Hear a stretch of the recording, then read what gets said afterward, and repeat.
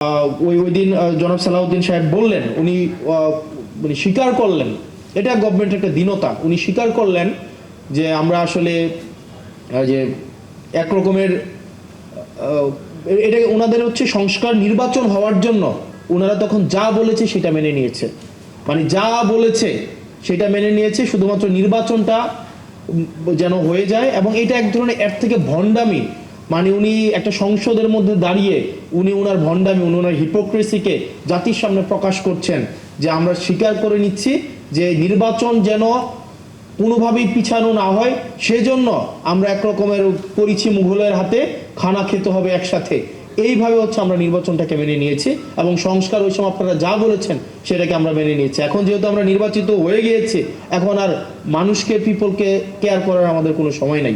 তো সেজন্য আমার কাছে মনে হচ্ছে যে গভর্নমেন্ট যেইভাবে যাচ্ছে এটা খুব সুখকর এবং দীর্ঘমেয়াদী কোনো ইতিবাচক প্রভাব রাখবে বলে আমার মনে হয় না।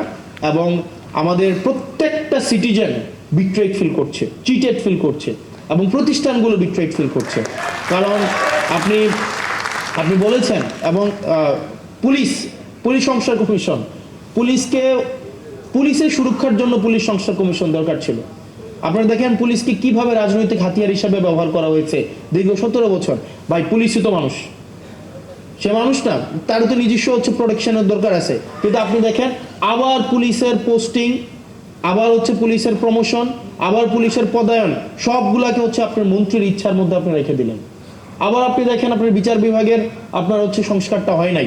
এখানে সেক্রেটারি, ওই দিন আইনমন্ত্রী সংসদে দাঁড়াইয়া উনি অনেকগুলা সত্য উনি চেপে গিয়েছেন এবং উনি অনেকগুলা অসত্যের অবতারণা করেছেন কাব্যিকভাবে এবং খুবই মানে এত মানে এইভাবে লাই বলতে পারে, এটা আমার কাছে খুব অবাক হয়েছে।